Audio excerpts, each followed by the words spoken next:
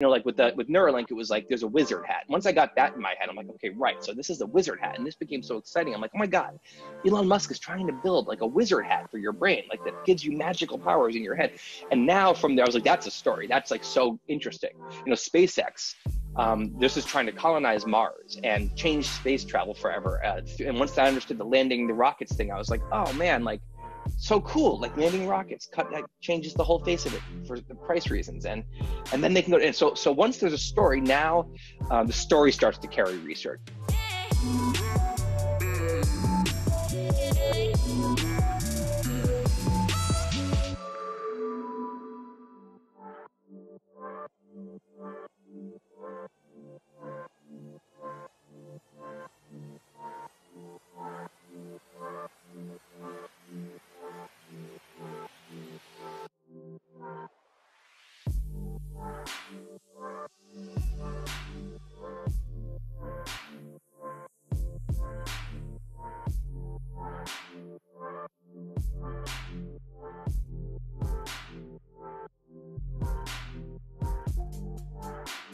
Tim, welcome to the show. Thank you. Thanks for having me on. First of all, I have to comment on the backdrop. So people who are listening, I just love like the situation we're all in right now, working from home. There's a lot going on here. We've got a panic monster, an instant gratification monkey. So that's par for the course. Very then over on here brand. we have this is a social survival mammoth who makes you feel desperate for approval from others. And then over here we have a Kurzgesagt duck, which is the best YouTube channel, and they're good friends of mine. And I didn't get this for free. They never offered it free. I had to buy this, but it's one of their ducks. So I'm very pleased with this. And then every time my wife does a meeting here, she takes them all down, and I have to then put them back up after. So I love it, man. It's very on brand, and I think this is capturing a moment in time, and this is perfect. So thanks for sharing that. So listen, man, I think you don't really need that much of an introduction, but for the few people who are watching this who haven't heard of you or seen your #1 TED Talk on YouTube, read your blog, Wait But Why, it would be great just to get a little bit of a background on kind of who you are and what you've been working on for the last few years. I write a blog called Wait But Why, long form blog that started with a friend, Andrew Finn, in 2013. So it's been a while. It wouldn't start as a long form blog. It just started as a blog. And I just kept kind of getting more thorough as I went, and it's become kind of typically at least long form stuff with drawing. So I put bad drawings in.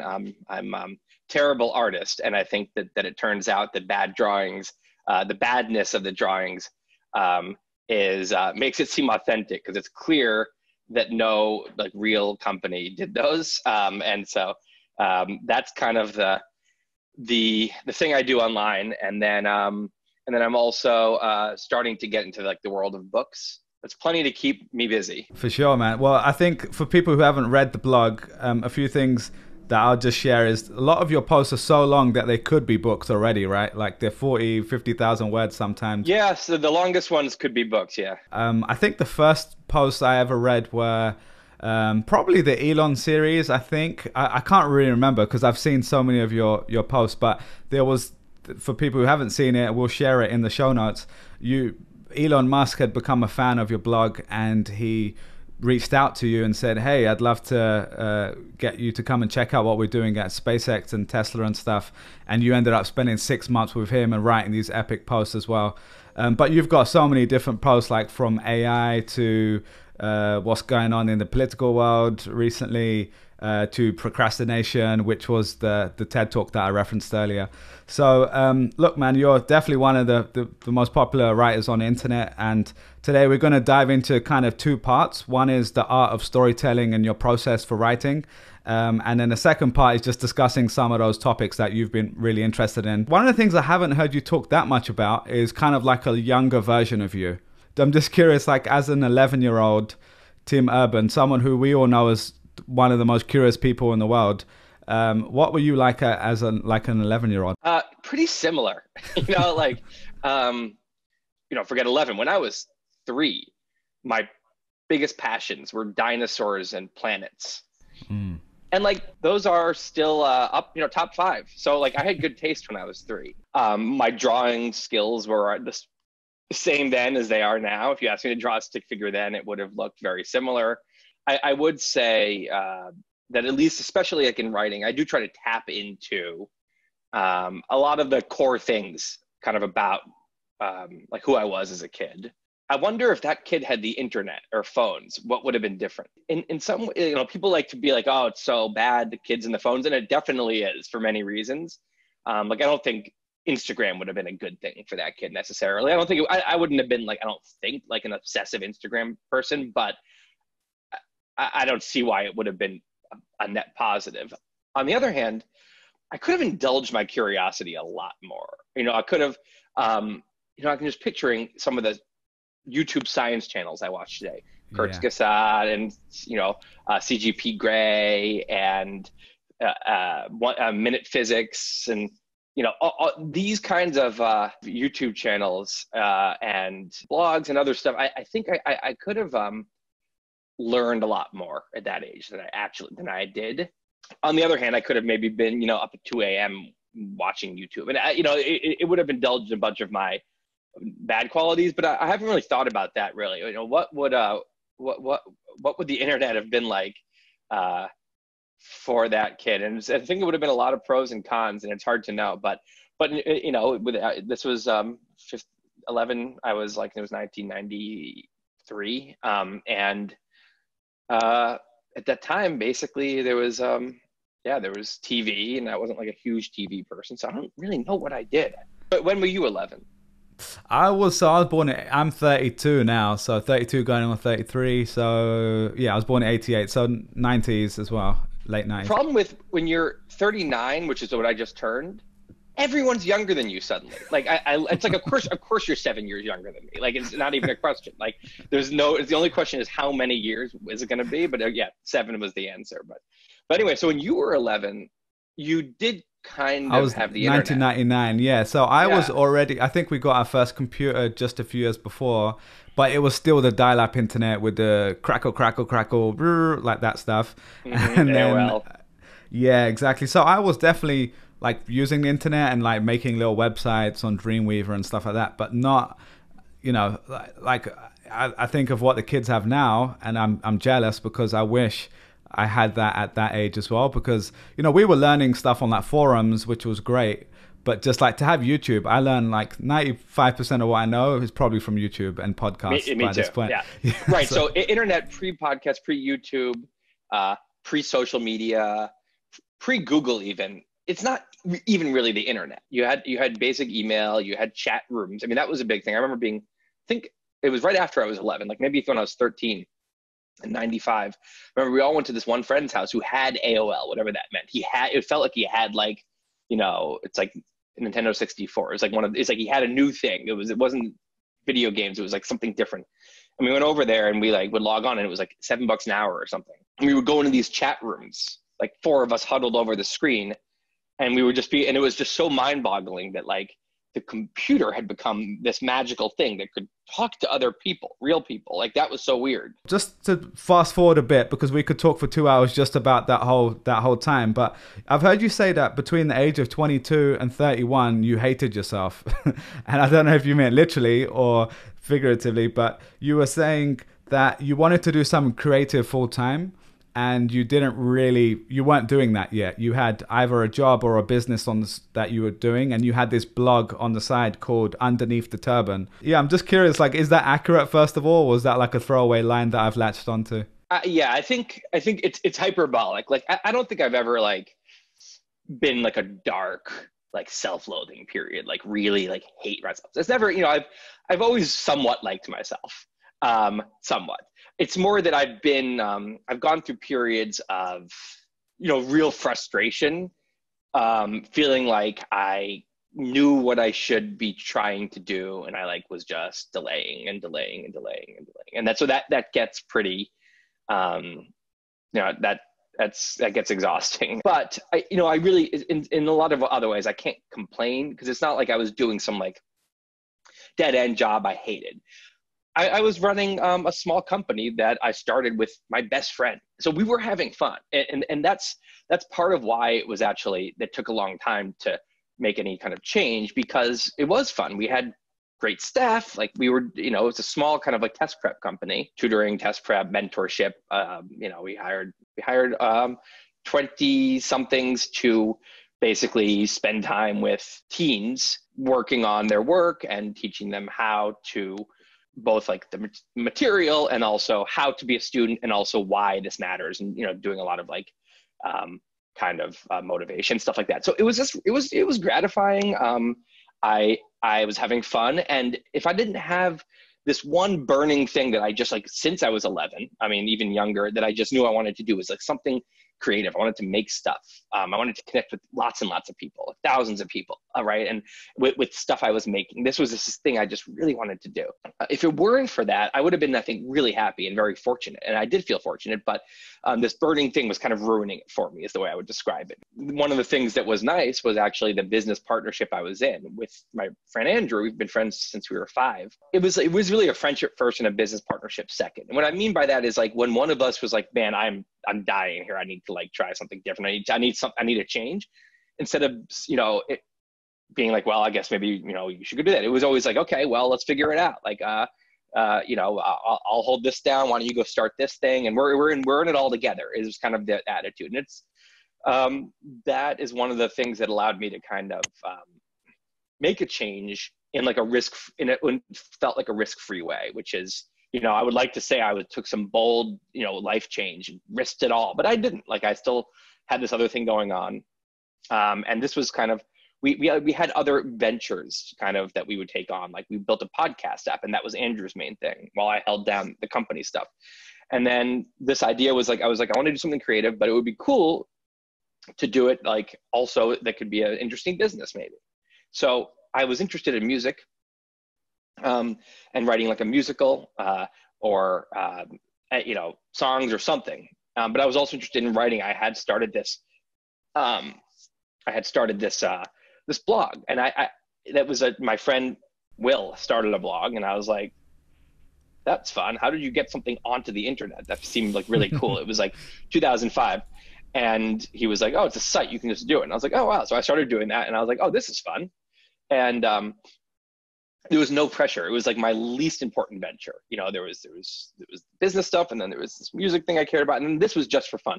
And so that's what allowed me to, I think, actually enjoy it and like do it a lot, because it had no pressure on it.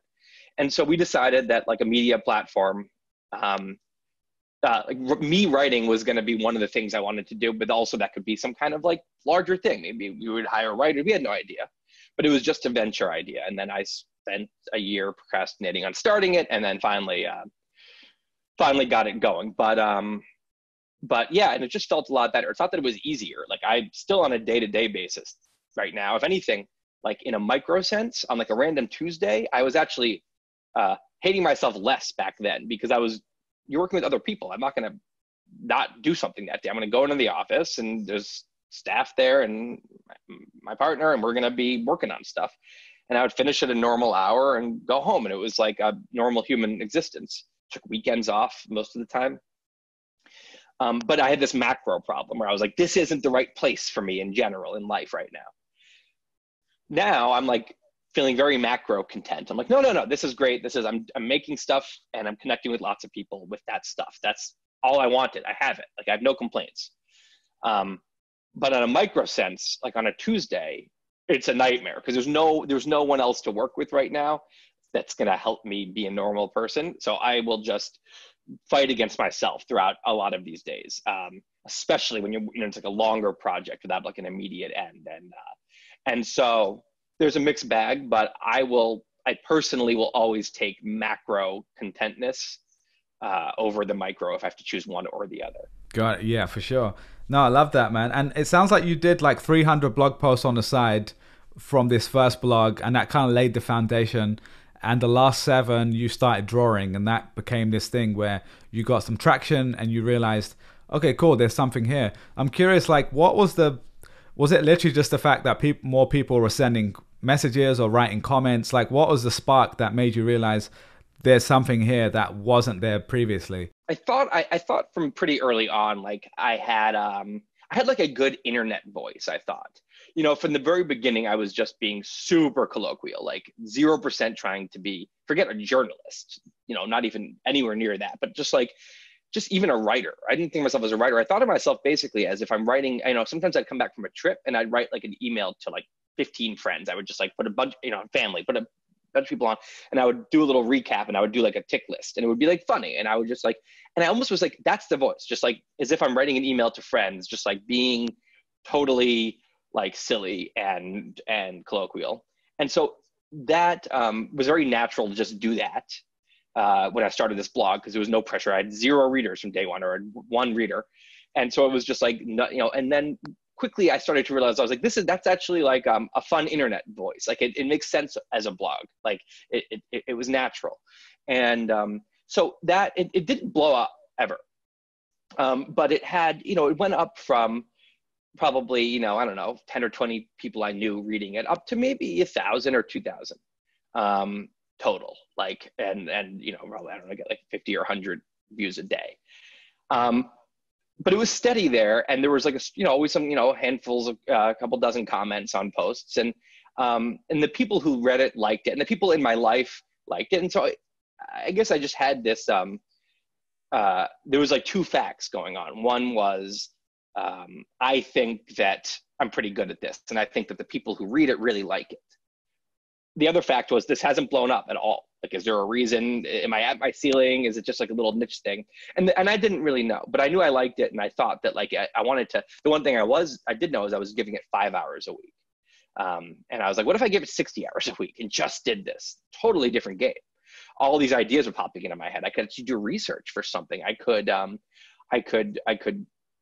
Yeah, and then the drawings, because our tutoring company started doing online stuff, we started realizing that online tutoring, one-on-one sessions still, but through like, some combo of Skype and at the time like WebEx or one of these things could work. We had all these drawing tablets that tutors were using. And so I was in the office late one night writing a blog post, and I saw on the shelf this drawing tablet, and I'm like, I actually could maybe put like a few drawings into this, see what happens. So I did that, and that really, like, people really liked that. Again, most of these are people in my own life already, but they're like, oh, that was delightful, like, I love that, do more of that.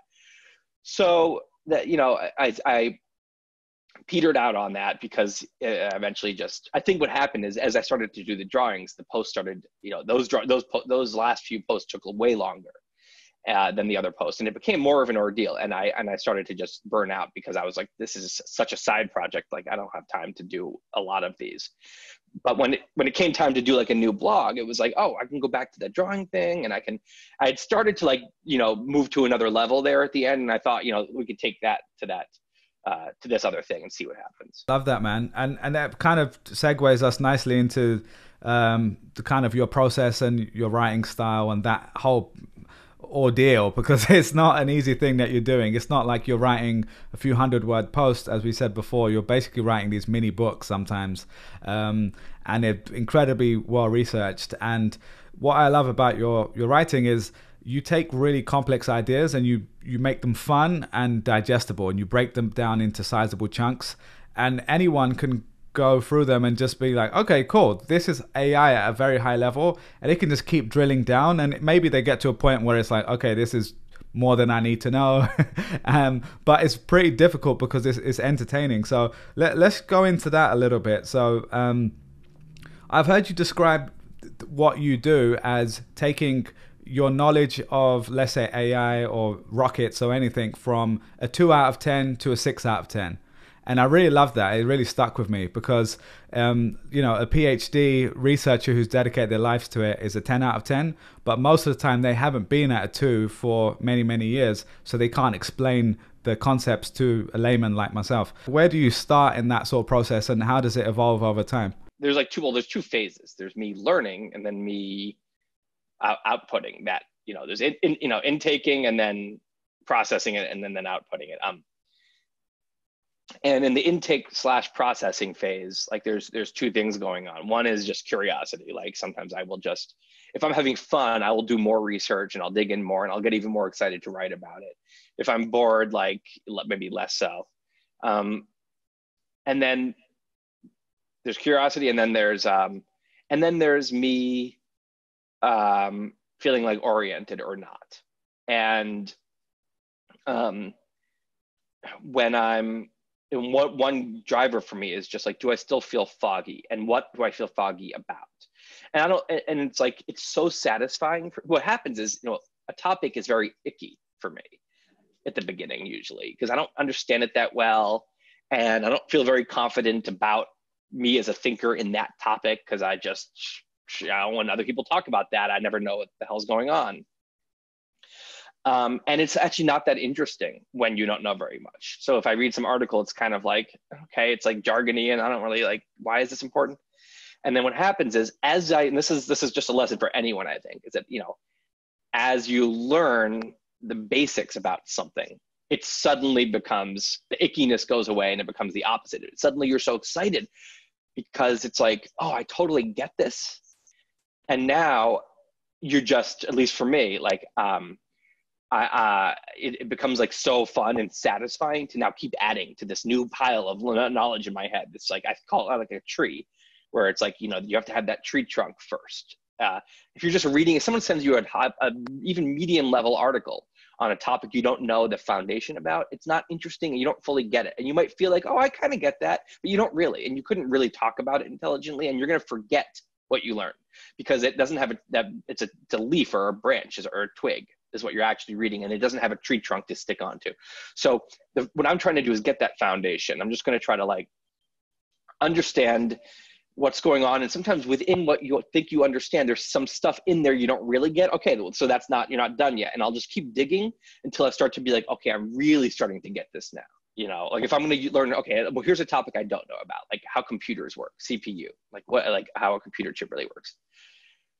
So if I were going to do that, like I already understand it better than I used to. Like I understand what an integrated circuit is. I get that it's a ton of transistors, and I kind of get what transistors are. They're binary switches that can display a kind of black or white, or 1 or 0. And then I get that the ones and zeros are bits, and they, and the combinations of those things can be a color of a pixel. It can be lots of other things. So again, you can see I'm like, I don't really know what I'm talking about, but I kind of do.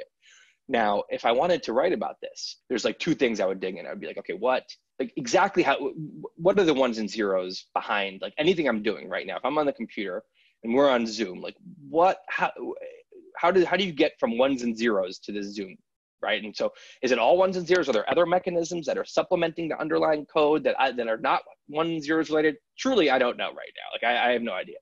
So I would start like trying to learn about that. So I would start like looking. I would first just I guess rather than figure out like, well, where are the answers, I would just start by reading about like binary code. I'm sure there's an incredible like long YouTube page on. I would just read the whole thing.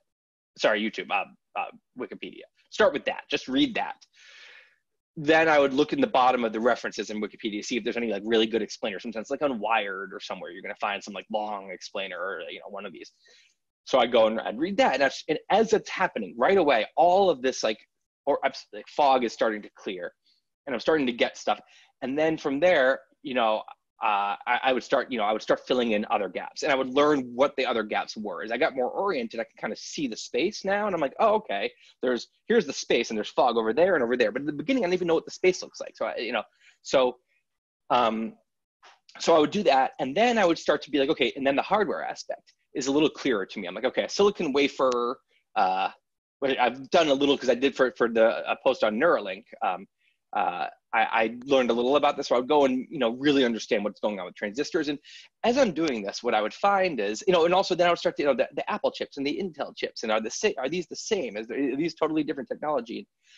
As I'm going, usually it becomes more and more interesting, and what happens then as I'm researching and learning myself and getting more and more excited about it, a story is starting to form as well. So there's the knowledge, and then there's the story that's starting to form. Like, what's the interest? Is there an interesting story here? Other than, it's just some like basic explainer is not actually that fun.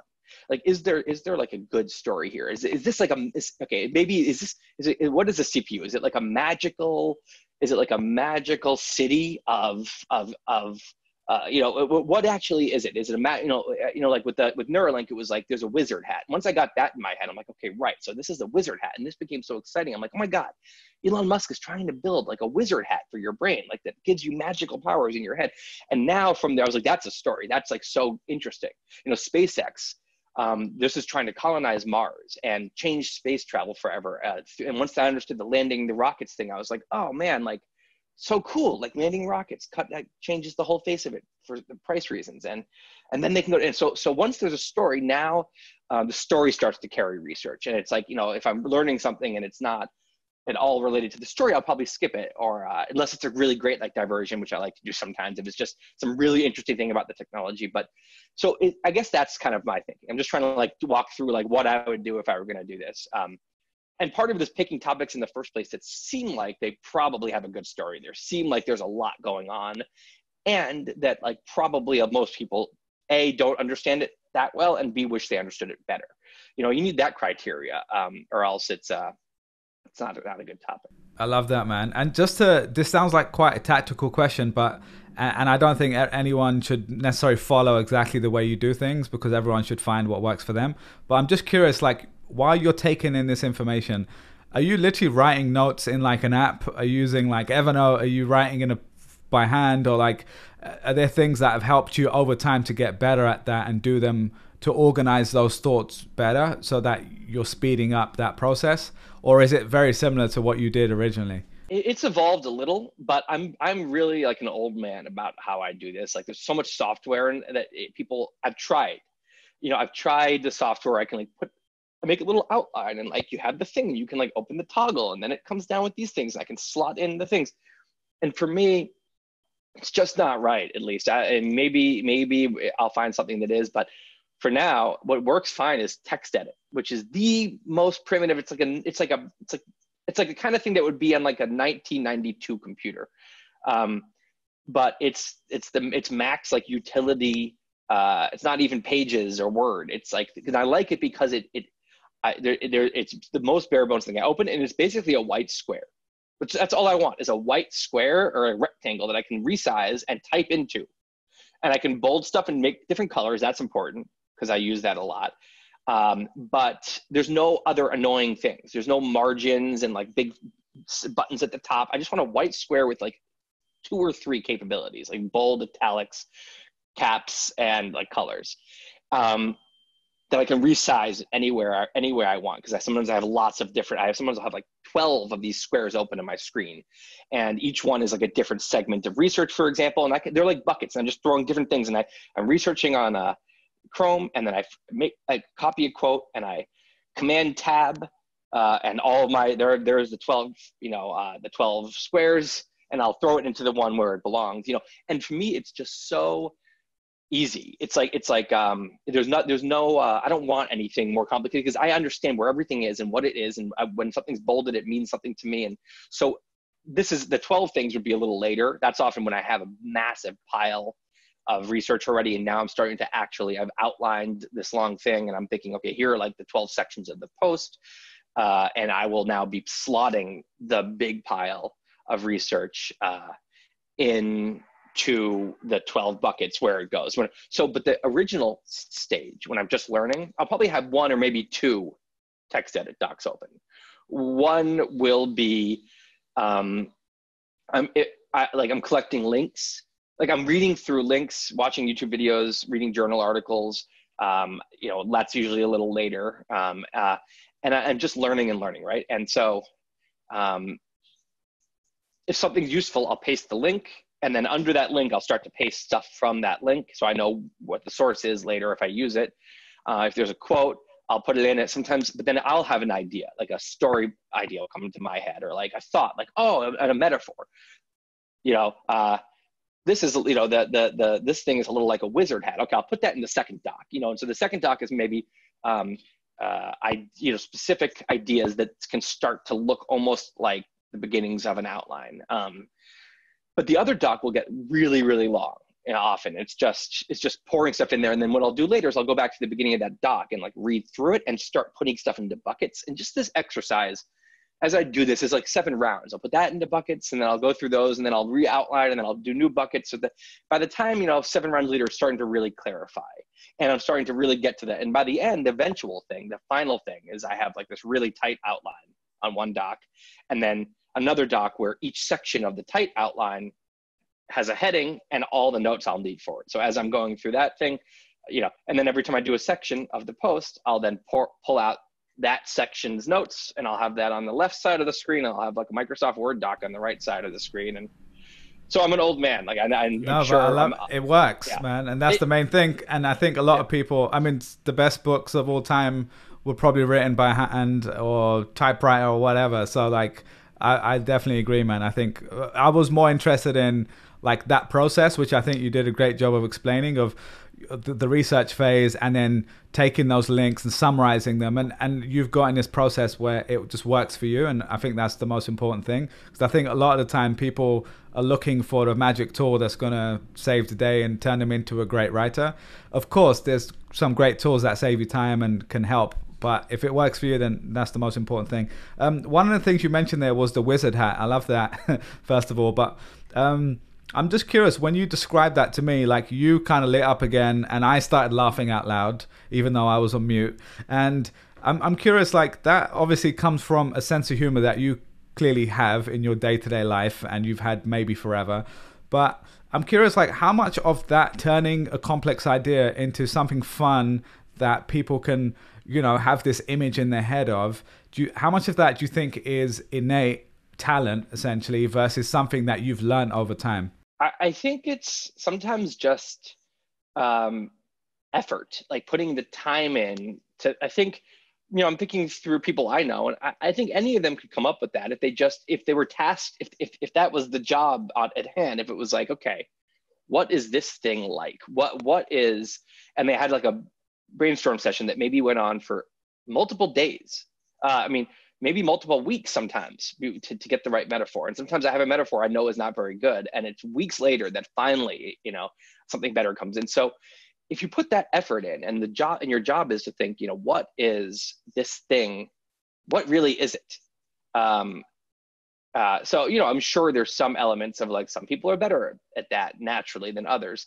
But I think a lot of it is just obsessively being like, this is not ready to be written, this post, until there's like a story that you can sum up in a few words that like really captures it. And again, I think if I could just on the top of my head, like instantly always come up with the best thing, maybe I'd say, yes, there's some like real talent there, but I think given how much time I often spend trying to get to the right things, I think a lot of it is effort. I think that, it's like effort plus in some ways it's like confidence, like the confidence to just like write in your own voice and be okay with that, and to just like go with the really weird, silly metaphor that you think is good in your head, and if it's like those two things, like you can do a lot with just those two things, like effort and then like the belief in yourself, where you're like the effort with the fruits of the effort, you're like, this is something I'll push out into the world because I think it's going to be. That's great, man. No, I love that. And I definitely agree. I think obviously there has to be some level of intelligence and some creative ability or want, but like a lot of the time it is, the more people I've interviewed, you just see that they've just been doing it for so long and they've been going through the process so many times that those 100 terrible ideas turn into 3 pretty good ones, and then it becomes one amazing post over time. So I definitely think there's something to take from that. Another thing I've heard you discuss is your audience, and I've heard you describe it as writing for a stadium full of Tims, or a stadium full of people that look like you, or basically yourself. And there's a contrasting view, and of course, like anything, there's no right or wrong answer in many ways, but for you have always written for someone like yourself. Other people I've spoken to or have listened to have said, well, you need to figure out like who's going to like your sort of stuff and write for them. My personal opinion is the same as yours. Like when I do these interviews, I'm doing it because I want to ask these questions for myself, and I know with 7 billion people in the world, there's going to be some other people like me out there who find this interesting. So like, how important is that for you? Yeah, well, so it's that thing I said earlier about how the original voice I started with when I started my old blog was like the same exact voice I would write a funny email to friends after a trip. And so it's a stadium full of Tims, but it's also just kind of like a group of people that like know and love you. You know, it's like the reason I would do that email to friends and is it because I know, you know, it's not a group that's going to write back and be like, all right, man, like TMI, like thanks for like the long thing. They're not going to do that. Like these are friends who I know will be like delighted that I wrote this long thing. And for them, like the longer and the sillier, like the better, because they're just like, I know they're like giggling reading it. I know they want me to do this, right? So it's that feeling like the people I'm writing for like me and want to hear from me. And like when I am being my full self, they like that, right? That brings out like a very authentic, like colloquial voice that I think is fun to read. I think one of the most important things that happened in the old blog is I built up like this confidence that this relationship with those readers where I'm like, it was like this play, you know, I would get feedback after the post and I'd be like, okay, they're really into it. And they wish I wrote more and they're like really excited about this. So now I have this excitement when I'm writing because I'm like writing for people that like me and what I'm doing. Like Adam Grant that talks about the idea of like that a bad quality to work on is if you're paranoid that everyone doesn't like you, it's going to bring out a really bad side in you. It's just going to bring out like not your best, a shell of your real self. So he said, you know, he talks about how you want to do, you know, feel pronoia, which is assuming that everyone in the room, that everyone you know out there is saying great things about you behind your back. And it's like this funny idea, you know, it's like if you just imagine that everyone is saying great things, it brings the best out of you because you're the most inner self, because the more inner the self that's coming out, the more interesting, in my view, the more interesting to read. I think if you look at the best writers, the people who on the internet or in books or whatever, especially if you're talking about like nonfiction or like, you know, comedians, like, you know, like a Louis C.K. or someone like David Letterman. I'm just thinking about like the people who are magnetic. It's often because like the most inner self is coming out confidently. And that's just this really unusual and magnetic thing when it happens.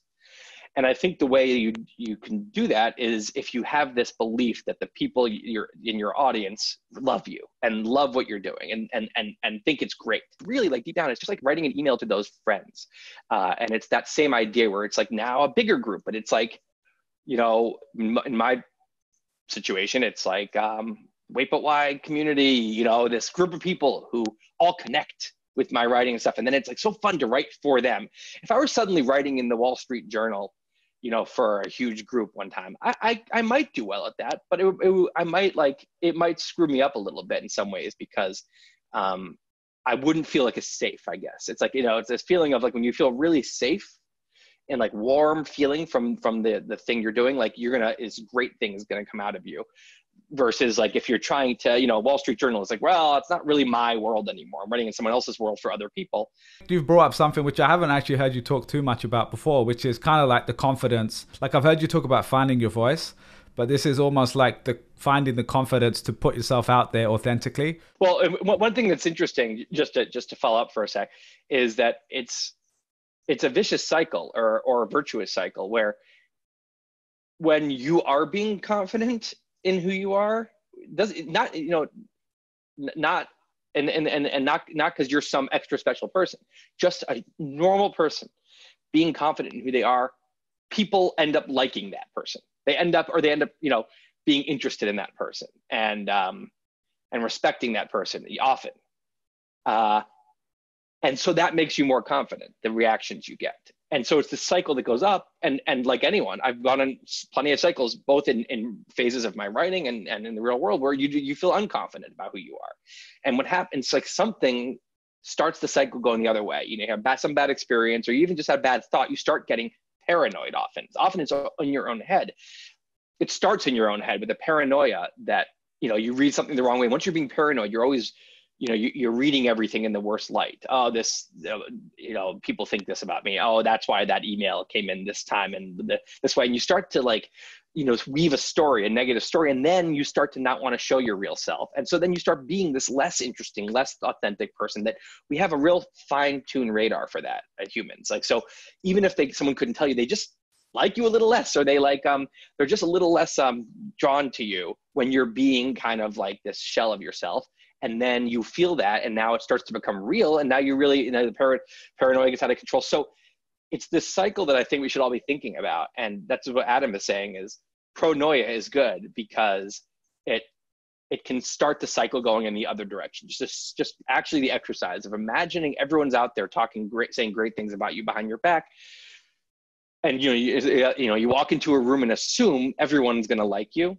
You're going to be the most likable version of yourself. So it's this interesting mind fuck that I think when you're in a bad zone with this, it feels really bad. It doesn't feel like you've mind fucked yourself and you are being paranoid, and it feels like you're just not that awesome a person, and like, I don't even know who I am. It feels really bad, and you feel like in the other cycle, when it's going the other way, you feel on top of the world, like you're just this glowing orb of confidence, and you feel like you'll always be like that. But it's like you're going to go back and forth, and it's just important when you're in a bad zone to remember that it's a zone, that everyone goes in that zone. It's a totally human, and that you'll come out of it. You'll come out of that zone, and you'll feel better about yourself at some point. And I think, it's an interesting topic. No, I love that, because I think a lot of people ask the question of, oh, what do you do when you're feeling down, or like when you're not motivated or something like that? How do you get out of that? But I like the way this part of this discussion went, it's very specific. It's like when you're not feeling like you're yourself, or you're not feeling confident, like this is a very specific kind of like exercise you can do, and it should hopefully bring you back to the best version of yourself. So just to dig into a couple more things in the writing process and just your philosophy of writing. A lot of writers, a lot of people I've spoken to talk about headlines being incredibly important, of course, right? Like if in an age where you were building your blog originally with a lot of virality on Facebook and different social platforms, Sam Parr, who's the founder of The Hustle, came on the show, and he said 97% of his blog posts were it's all about the headline, essentially, because if people don't click the headline in the first place, you don't even get those people onto your landing page in the first place to read your great work. So I'm curious, like, what is your philosophy on that? Because you clearly have like deep work as well that takes up majority of the time, but I'm curious, like, what makes a good headline for you, and how much time do you spend on kind of perfecting? Yeah, I thought a lot about this topic, because early on, it was all about like, how do we get these posts to be read by the most people? And I was fully, trying to do enticing headlines with also the pictures really important. So I would try to pick a good feature drawing, it's called, where it's the drawing that if you're actually on social media, you'll almost always see my posts. If I post something with, it comes along with a picture. The picture in a lot of ways is, for me, more important. So as the blog started to get more attention, and there were more people signed up for like the newsletter, because it doesn't matter what the headline is for the newsletter. I'm sure you get a little bit better click rate if it's an enticing headline, but the people on the newsletter mostly signed up because they want to read what I write, and I don't write very often. So I think, we have a pretty good click rate, and I don't think the headline matters that much for them. And the truth is, that's the big rush of people that comes in. And the newsletter is the biggest engine for us right now. So as it's become less about like, how do we get this to go viral on social media, and more about like, the newsletter is going to automatically bring a certain minimum of people to this, there's been a tension between, in decision making, between going for the juiciest headline and going for kind of the headline that makes sense. Each post I consider like a piece of art that I worked forever on. And it's so undignified sometimes to pick a clickbait headline for it. It's not worthy of the post, that clickbait headline. And if especially the ones that do really well, I often regret having been as clickbaity as I was. It makes me wince when I scroll down the front page of the site and I see some of the headlines that are clickbaity. So in a couple examples, like, the very first post was like the ultimate clickbait, 7 ways to be insufferable on Facebook.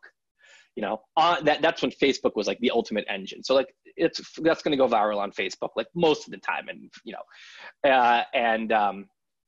and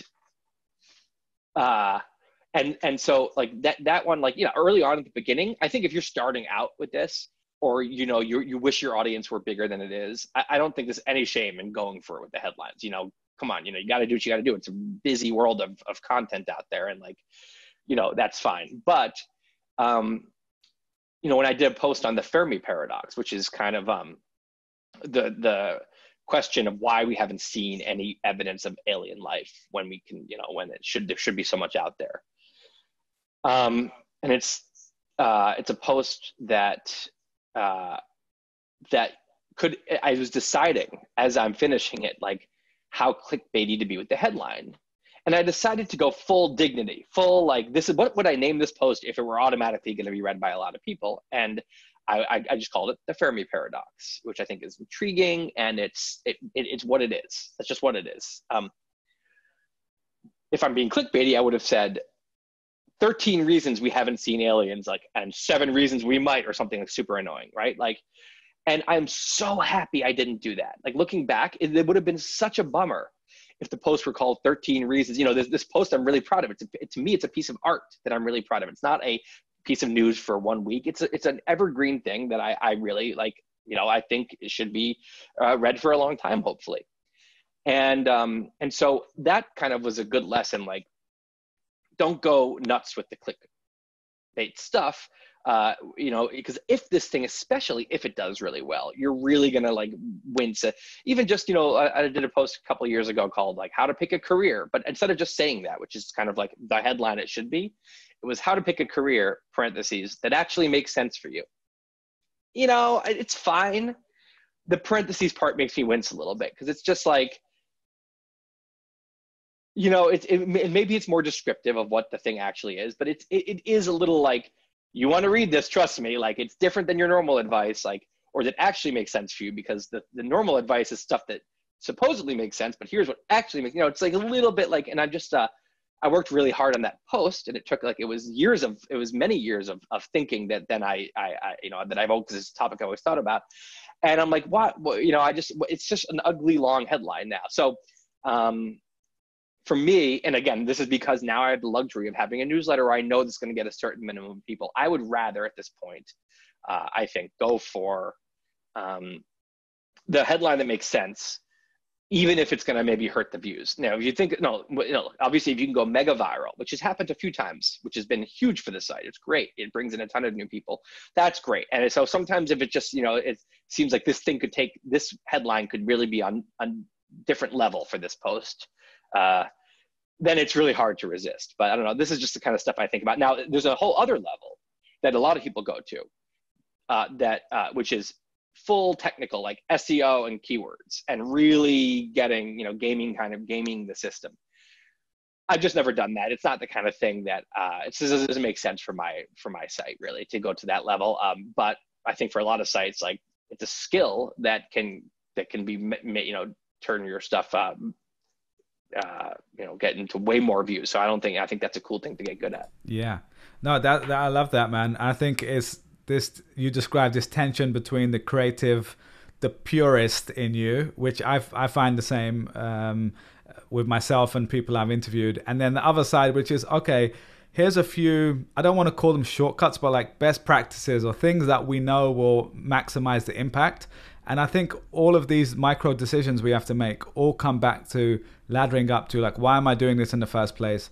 What does it mean to me? And obviously for you, you've got in a place where you've got 600,000 people plus on your newsletter, I think, and you already know a great amount of people are going to already see this, and you can just put your best art out and afford to do that. Whereas I guess obviously someone starting from scratch might need to toe that line a little bit more carefully, and lean into that sometimes. I would just say that I think early on, I definitely think, you want to think about SEO and keywords and headlines and all of that. But I think probably it's a mistake to put too much focus into that, because the thing that truly makes a site grow, in my view, is just content that people really like. I think, people should be putting almost all their effort into just making something that when people read, they think, damn, that's good. This was great. Who is this? Who wrote this? Okay, can I read more about this thing? And then like sending it to friends or putting it on social, just, being like, this is great, read this. Like, that is the growth engine. Headlines, can get people in the door, so that's important. But putting out B+ work and then crushing it with the headlines is not the right plan. The right plan is to put out A+ work, and then also putting some effort into the headlines. Definitely. No, I 100% agree. This was a question from the audience. So both Hector asked this and Dalos Ortiz from Mexico. They were basically asking, if you were starting from scratch in 2021, like what would you be doing differently now? It is a different world. 2013, I think from my experience, really happened to be a good time to start a blog. Totally luck of the draw for me. But it was a time when Facebook especially was a crazy engine for growth of something new like this. Partially because it was just, social media is this oozing, evolving thing of what's the most popular, where people are. It was 2013, like everyone was on Facebook. That's just the place. That was the place. There was no Insta or Snapchat or TikTok yet, but Twitter was there, and Twitter was a big deal. But Facebook was like the world's gathering spot, and it was less diffuse than it is now. I'm not sure any social media site will ever get to that place again, because there's just so many other options now, and there's now curated social media platforms for younger people, and for people who want this, and people who want to be social versus shared news. Facebook was just the everything place at that time, and it had really, the whole world was on. So that, plus the fact that they were, I think, just really getting going with their content, their ads. I think that they were like realizing how much money they could make, because they knew it was the everything place, and they realized that the power of their algorithm to make something explode. If you paid enough, you basically could guarantee that it would get a ton of views. That was this power that, I don't think anyone has that power now. I don't think anyone out there, if we're trying to help a content creator get huge, I don't think anyone could do it as well as Facebook could do it then. So this is when a lot of things blew up. BuzzFeed really blew up around the same time. Upworthy came out of nowhere and blew up. Sites like Viral Nova came out of nowhere and exploded. And HuffPost explode. I mean, all these things were exploding all through Facebook by paying Facebook. Because by paying Facebook, but especially with the targeting, you could reach millions of people if you paid enough, and specifically targeted. So it was just this crazy thing. And so they started, I think, but in 2013, I'm not sure about any of the truth of this. This is my take from what I think happened. It seemed like, and I read some article back then, they started out really cheap to show everyone just how great a platform this was. So that, they were going to show they were going to flex a little and be like, just watch what we can do for anyone who pays us. And I think I happened to start right around then, because we started, because first we got these followers, we weren't paying at first. And we realized one of the things Facebook started doing is, we had a pretty good number of followers pretty early on, I don't know, 50, 100,000 early on Facebook. And we stopped being able to reach them without paying. Even the people who followed us, we were reaching like 5% of them. But if you paid, not only could you reach a lot of them, you could reach a lot more people. So we'd be paying like, I don't know, $500 or something. And it would be, they would send it to 500,000 people's timelines. And then if I put a really good, funny drawing, stick figure drawing, people are like, what's this? And so it was a huge thing. And so like there was a post that I did that came out then and really blew up about like millennials. And it was all on Facebook. It was just like, it blew up on Facebook. And so anyway, so that's a long way of getting back to the question, which is, I don't think that's the case today. Facebook is a fine engine for us. It's an engine to get some people. So is Twitter. The email is the best engine. There's nothing like it today. So I think I got lucky. I think if I start today, it would be harder to get a following quickly. So what would I do? I would, well, first of all, I spent a long time prioritizing Facebook at the bottom of the post, because you're not going to get people to do everything. If someone likes your site, they're not going to, someone will go and follow you on every account and sign up for your newsletter. Most people will just do one thing, if that at all. And so what are you going to push for? And so I used to be, the first thing was follow us on Facebook, big button, and then Twitter next to it.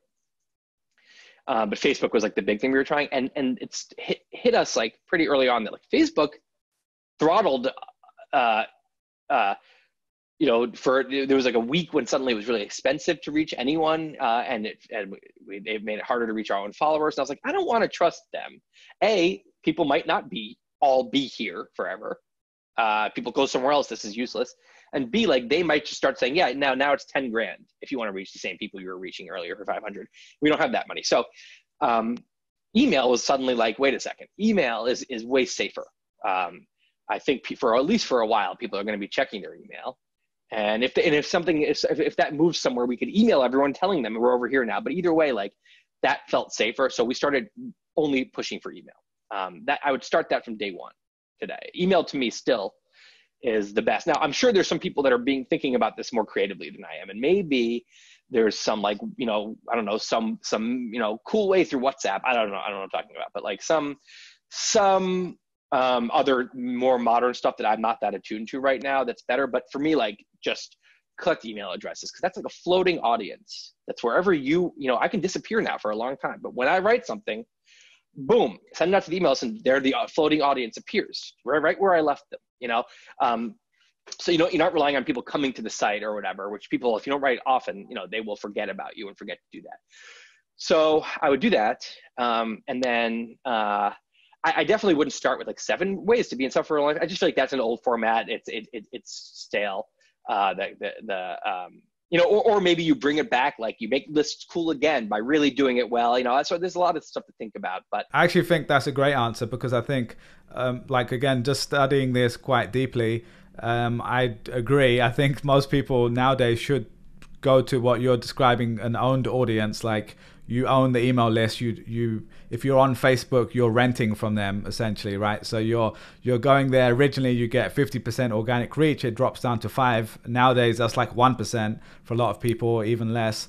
And then you're paying more because the auction has become more expensive to reach those same people.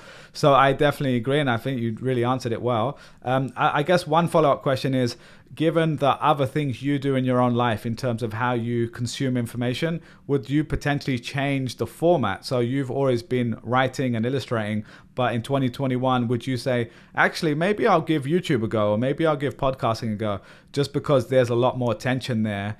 Or is it just a matter of, I'm a good writer, I like writing, it gives me the time to collect my thoughts? I'm just curious, on the medium, would you potentially change that? Yeah, well, so as it is today, I am planning on expanding the medium. I actually love writing. I think it's one of the best formats. Writing with drawings, I think, is like a way that I can work on something for a long time and then like push out like a quality thing. And I think that, people will always read something really good, even if they're not someone who typically reads articles, if someone they trust sends it to them. So I'm going to keep writing. I am going to probably start some kind of podcast, and I do want to start doing YouTube videos because it sounds fun. And my ideal is that I think of a topic, and rather than thinking, okay, what's the blog post on this, I think, well, first of all, what's the medium? What's the best medium for this? And I had this kind of like different mediums to choose from.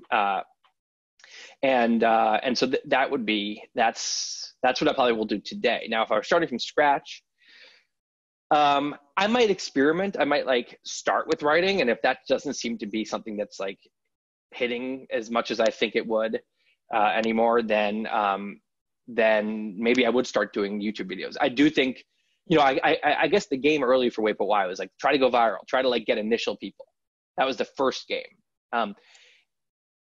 Today, maybe YouTube would be the answer I would be looking for. Like, I might just say, like, I think if you can do a really, there's a lot of YouTube videos, lots and lots. But if there's a really funny YouTube video, or a really good explainer, or just a really interesting point someone's making right into the camera or something, that does often today really kind of go viral. It still stands out. Yeah. Oh yeah, the YouTube algorithm is very powerful. And I think the rule with both writing and YouTube and podcasts is that there's it can be intimidating seeing an ocean of stuff going on. Like there are tens of millions of these things. And it feels like, well, how does anyone get noticed? But what you have to remember is that when you get up to that like top level, doing something that's excellent, there's not tens of millions of those at all. There's maybe a few thousand.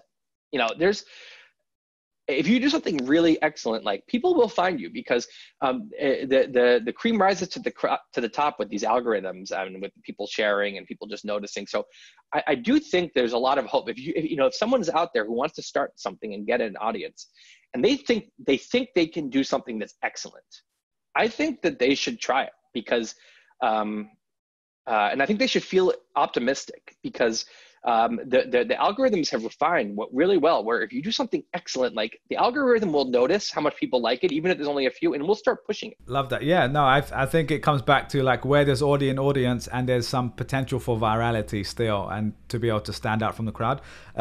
Just to switch gears a little bit, thanks for going through that whole process. I definitely haven't heard you go into that much detail before, so I really appreciate that. We're going to start talking about some of your posts and things you've been obsessed by. One of the most popular ones on your site is obviously about Elon Musk and all the cool things he's working on. And I've heard you describe that process, how you love just going there for 6 months and spending this time and getting all this access. Outside of Elon Musk, if there was a dream person you could spend that same amount of time with and do another deep dive, whether that's someone from history or a contemporary, someone who's around nowadays, I'm curious if anyone stands out to you that you haven't been able to do that with yet. Yeah, I mean, a ton of people. Like, I'd love to talk to Bill Gates and dig in to what's going on there. I'd love to talk to, I don't know, Sheryl Sandberg and dig in there, and I have actually had a chance to talk to Sheryl, but like to do a full deep dive into like, what is her universe, what's going on there? She and, Mark Zuckerberg, they have a lot going on. They are complete pioneers in the VR world, which I'm not sure everyone quite realizes. I mean, people know about Oculus, but they are really huge there. And then there's so many platforms, WhatsApp and Instagram and Facebook. I mean, it's just like, so there's a lot of like people in the tech world. And then there's of course, all kinds of people outside the tech world. It's almost like, I mean, there's just too many options here. I mean, just really anyone who I think kind of lives in a fascinating universe. So like a prominent politician. I'm actually kind of can't stand politics. I'm writing about it right now torturously, but it's more like, what is the universe of a big politician? What is going on there? And like that sounds really interesting. This is part of what I think is fun about a podcast, is I can dig in with some of these people to their universe without having to spend 6 months necessarily on it. Now, Elon was especially good because there's a few reasons. I mean, each of his companies is like a window into the future and a window into humanity's chances in the future, because they're all geared towards raising humanity's chances of a good future. And they each have a whole universe of tech and a paradigm shift that's going on. So that's one thing. If I'm going to write about a company, it has to be because the thing they're doing is a window into something much bigger. But separately, Elon himself is, I think, like a master at reasoning from first principles. And this is the way he thinks it's worthy of a study on its own. It was worthy of a big Wait But Why post I did. I think like there's a ton we can learn from Elon. I think everyone can learn from how he thinks. And I would say the same about someone like Steve Jobs. There's certain people where the way they think is a critical life lesson. So that's why he was a great person to talk to. And I do think a lot of the people in the biggest, most prominent positions who have done amazing things, I think probably you could say that, that there's probably something about the way they think that is a really important lesson. If you just read a great biography of a person, an Abe Lincoln or someone, you're gonna the way they think is going to be a valuable lesson for you. So yeah, so I don't know. It's hard to come up with like specifics because there's such an endless list here. But I guess those are the things I'd be looking for. No, I love that. And you mentioned Elon there. So this was also quite a few people asked questions from the audience about your time spent with him. Specifically, a couple of people asked, was there something you learned from him that you didn't put in the series? Or are there stories or something most people wouldn't really know about him that you experienced through that process? So one of the things that happened, and then we worked together again for Neuralink. So I've actually, and we've had a chance to talk since about some of the big things he's doing. I might write about some of the stuff. I mean, I'm just very fortunate to have an ongoing relationship with one of the most interesting people. And part of the reason is because like we're actually buddies, and what I mean by that is like he's really just a normal dude in such an unsurprising way, where a lot of our talks, we would be kind of chit-chatting about whatever for 20 minutes before getting into it. And it's partially because he just likes to talk about things that everyone else likes to talk about. People think he must be on some higher level thinking genius things and worrying about his companies. He will legit just want to talk about Game of Thrones or talk about what's going on with the election or something. He truly is tapped in to the things that the rest of us are tapped into. That's part of why he's really active on Twitter.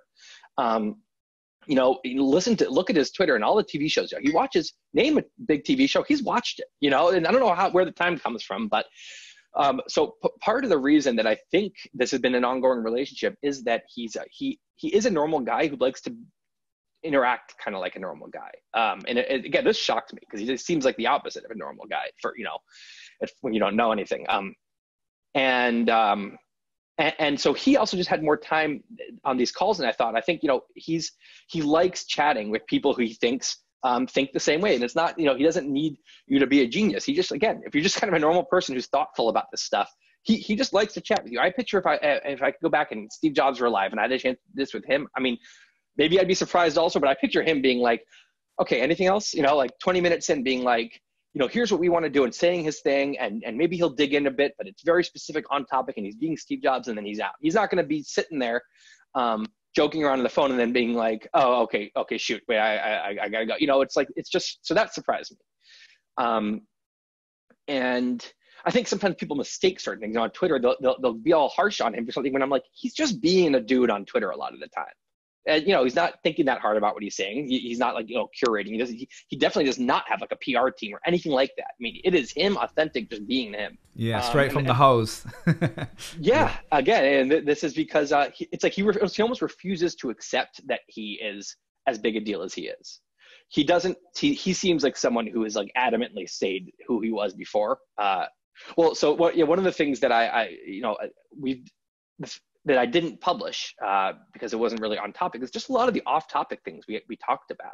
He's someone who thinks hard about everything, and he's really educated. Like he knows, talking about like the origin of Islam, and he can tell you all about it. You talk about, go back to the Assyrians, and he's like, oh yeah, they were like, of course, and he'll have some joke, and he'll like start bursting out laughing, talking about how like, it's like, so he knows a ton, and he's thought about this stuff, and he's great. One of the things he's really great at is like seeing the pattern. So he'll just like be able to frame what's really going on in a historical story in a really kind of high level way. He'll like bear down to what's really going on, which of course is part of why he's so good at what he does, is he can look at an industry. I think I always kind of asked him once, like, you always had a great engineering mind, but when you wanted to start doing this, you're suddenly running these giant enterprises, these massive international companies. How did you learn how to do business? How did you learn? And he kind of like scoffed at that question and was like, all a business is a group of people trying to accomplish a goal together. There's no such thing as like a business to him. So he's like, we're just trying to accomplish a goal, and there's problems in your way, and you learn to solve them. And so that's an example of like how he thinks. Like, I never heard the concept of business be boiled down so succinctly into what it actually is. And so he does that for everything. And that's, again, part of his success is he's just this really clear-headed thinker. But so anyway, we talked about a lot of, so he's really, I guess the point is he's really interesting to talk to about everything. So at one point we were just talking about something else, and we were talking about power, and I was saying like, so who's the most powerful person on earth? And we just got into like a 20-minute combo on this, and we're going back and forth, and we're like, yeah, okay, maybe it's not the president of the United States, because he's too like constrained in a lot of ways by his own government. maybe it's like Putin, because he could like invade a country when he wakes up in the morning. If no one else wants to, he could decide to do that. And like, he doesn't need any approval necessarily. I mean, I don't know if that's true, but that's like what we were talking about. And like, for sure. So there's a lot of stuff like that, like Fermi paradox. He has thought about the Fermi paradox forever. AI, obviously, people know he's, because that's something he has talked a lot about publicly, but like, you don't even know how much he's thought about AI and how much he knows. He's on the board of so many of these companies. I mean, he really keeps attuned with it. So I guess it's just that he'd be a great podcast guest. Yeah, I mean, of course, he's always got an open invite to Create Lab for sure. So Elon, if you're listening right now, we'll have to get you on for sure, man. But listen, no, that's awesome. I enjoyed that a lot. You talked a lot about AI and Neuralink there, or you mentioned Neuralink anyway. So if anyone's interested, for the sake of time, we can't go to a full deep dive on AI because that could take 2 hours. But I would definitely recommend your posts on both of these, and we'll link to those in the show notes as well. But since you wrote these, because these were written a few years ago by this point, right? And the world has moved on. AI has got smarter and things have got more powerful since then.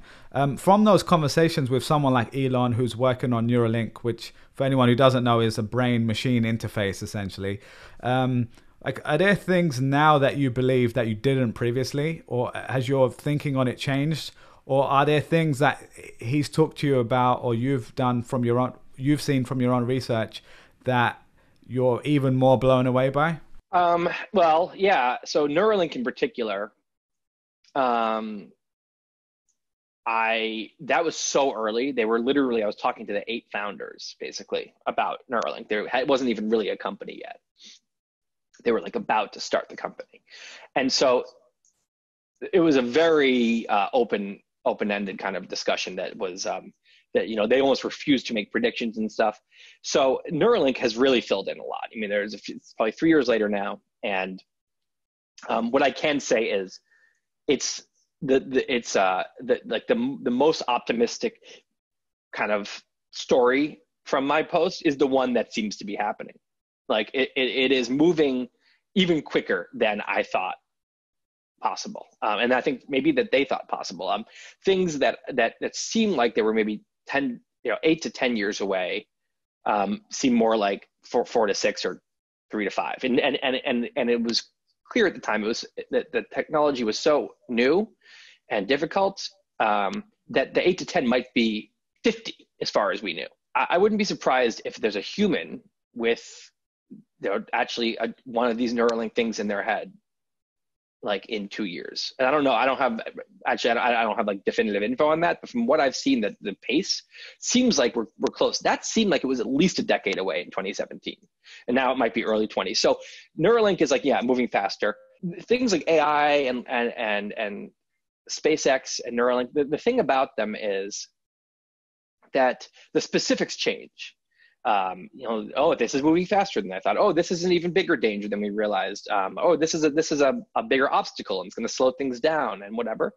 That for sure changes year to year, month to month. I mean, if I do a talk on AI, I have to review what happened that month, to make sure that I'm up to, because it's just so much rapid change. But the underlying stories in these things, those don't tend to change too much. I mean, I'm sure some of them will over time, but the underlying story with SpaceX, for example, is like, we want life insurance for the species by not having all of our eggs in one basket. So we want to have people, humans populating 2 planets, which makes it more likely that humans will survive for a long time. That's not going to change. That's still the premise. Whether humans touch down on Mars in 2024 or 2028 or 2032, that might change. But it's like the underlying story is true. AI is like, something smarter than we are is being born on this planet slowly but surely. That's crazy. The implications of that are insane. And that premise hasn't really changed. So Neuralink still is a wizard hat for the brain, for the same reasons, which is to help us become AI so that we can survive in a world where AI exists. So yeah, I find that sometimes, what's nice about writing long form, when you really dig deep to what's the big story, the big story is likely to stay the same, which is why some of the posts can be read for a long time, because that story, it doesn't change very quickly. But yes, of course, the specifics change a lot, and I do want to do follow-ups of some of these posts. And no, that's awesome, man. I mean, yeah, the Neuralink stuff. When I heard Elon Musk on Joe Rogan's podcast, that was kind of mind blowing to me, because he was talking. I don't know if you've heard that one, but he's just, the way he explained it was just like, okay, that kind of makes sense. Whereas originally going into it, even someone like me who loves technology and is generally an early adopter, even I was quite skeptical. But when I heard that, he kind of described us as kind of mini cyborgs already. Like the phone is a computer with AI, but it's just in our hand instead of under the skin or in the brain or whatever. And of course, to a lot of people listening to this, that sounds insane. But that's the thinking. That's the thinking I'm talking about. Like that, exactly the same thing he said about the first principles. You mean? Yeah, a business is just a group of people trying to do something together. A cyborg is just a human that has other non-human capabilities. And why does it matter if the phone's under the skin, or which side of the skin that the thing is on? It doesn't really matter. It's not really material for whether you're a cyborg or not. And it's like, to him, that's so obvious. Like he just looks and says, of course, yes, now that we have this phone, we're all cyborgs. The rest of us are kind of like, huh? But when he actually says it, you're like, that's correct. I can't argue with that. That is true.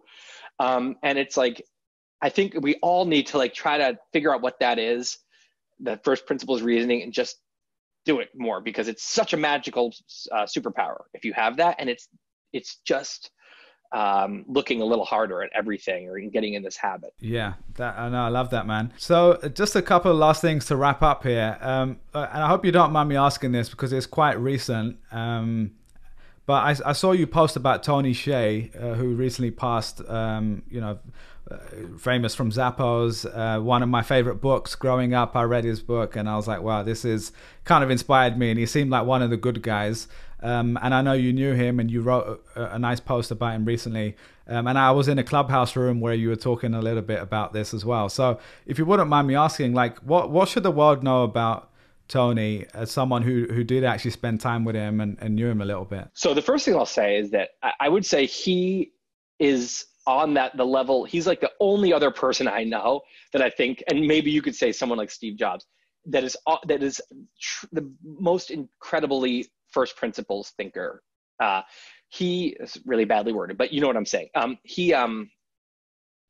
He was so first of all, yes, as far as the good versus bad scale, being one of the good guys, he's like the goodest of the good guys. And I really don't just mean like, it's hard in these moments, because people, when someone dies, everyone says these big cliche nice things about them. And when someone is truly special like that who dies, it sounds like you're saying the big cliche things.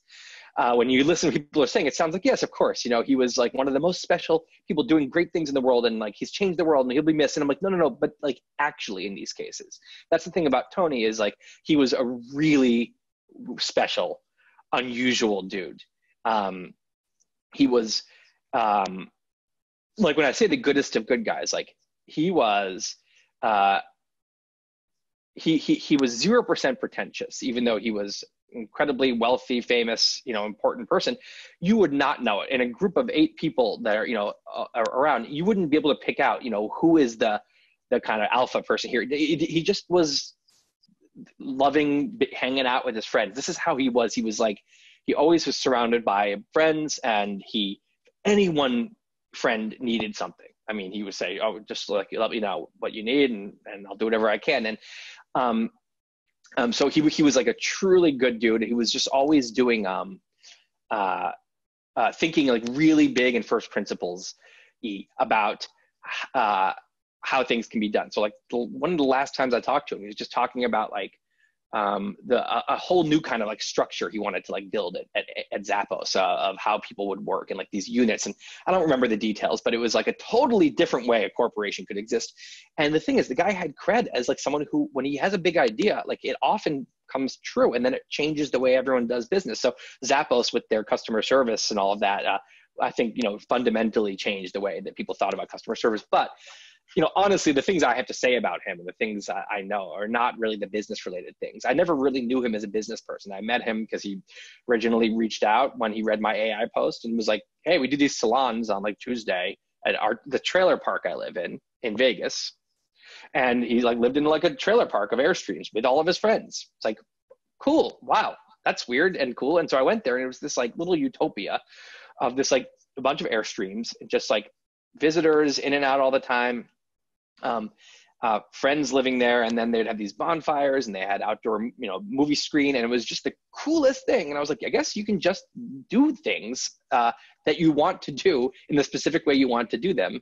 That's just like it's a crazy lesson. But anyway, so he invited me out there, and we ended up talking late into the night.